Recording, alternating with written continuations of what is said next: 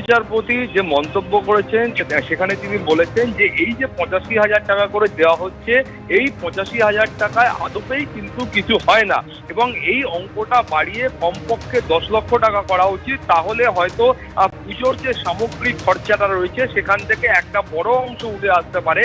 কিন্তু এই ৮৫,০০০ টাকা দিয়ে এই এত বড় যে দুর্গোৎসব এখানে পালিত হয় তার যে একটা সামান্য অংশ সেটাও কিন্তু হয় না। এবং মাননীয় প্রধান বিচারপতির মন্তব্য যে ৮৫,০০০ টাকা দেওয়া হয়, এই টাকাতে খুব বেশি হলে একটা তাঁবু হয়তো খাটানো যেতে পারে, কিন্তু তার বেশি প্যান্ডেল বা আলোকসজ্জার যে একটা বড় খরচা সেটা এই টাকার মাধ্যমে সম্ভব নয়। এবং তার মন্তব্য এটা হয়তো পুজোর কার্যকরী কমিটির যারা সদস্য রয়েছেন তাদের কোনো কাজে আসতে পারে, কিন্তু পুজোর যে খরচ রয়েছে, বিপুল খরচ রয়েছে, সেখানে এই ৮৫,০০০ টাকা নামমাত্র। এবং তিনি খুব স্পষ্ট করে বলেছেন যে এই অঙ্কটা কমপক্ষে ১০ গুণ বাড়ানো উচিত। সেক্ষেত্রে গিয়ে হয়তো এই অঙ্কটা পুজোর যে সামগ্রিক কাজ সেখানে একটা সাহায্য করতে পারবে বলে তিনি মনে করছেন। ফলে মাননীয় প্রধান বিচারপতির এই ধরনের যে মন্তব্য, সেই মন্তব্য কিন্তু অত্যন্ত গুরুত্বপূর্ণ।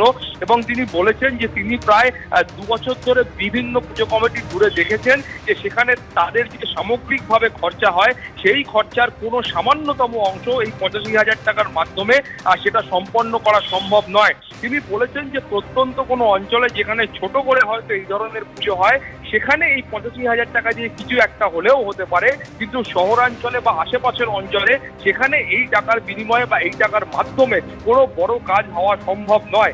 এর পাশাপাশি তিনি খুব স্পষ্ট করে বলেছেন যে দেখা যাচ্ছে বিশেষ ধরনের একটি বিরল রোগে আক্রান্ত শিশুদের জন্য সরকারের তরফ থেকে ১,০০০ টাকা করে প্রতি মাসে দেওয়া হয়, যেখানে এই টাকাটা বাড়ানোর প্রয়োজন রয়েছে।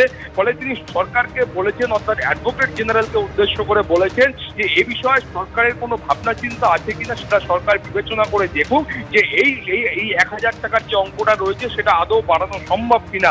সব মিলিয়ে এই মামলার ক্ষেত্রে যেহেতু এখনো পর্যন্ত ৮৫,০০০ টাকা সমস্ত পুজো কমিটিগুলিকে দেওয়া হয়ে গিয়েছে, ফলে সেই কারণে মাননীয় প্রধান বিচারপতি এই মামলার ক্ষেত্রে কোনো হস্তক্ষেপ করছেন না। সমস্ত পক্ষকে হলফনামা আদান প্রদানের নির্দেশ দিয়েছেন, কিন্তু সামগ্রিকভাবে এই যে মন্তব্য সেটা কিন্তু অত্যন্ত তাৎপর্যপূর্ণ। সৌভিক, ধন্যবাদ। আর এরই মধ্যে একাধিক ক্লাব তারা কিন্তু এই পুজো অনুদান না নেওয়ার কথা আগেই ঘোষণা করেছে। আর এবার আরজিকর কাণ্ডের প্রতিবাদে রাজ্য সরকারের দেওয়া এই পুজো অনুদান নেবে না বলে জানিয়ে দিল বীরভূমের ক্লাব শান্তিনিকেতনের গুরুপল্লী দক্ষিণ পশ্চিম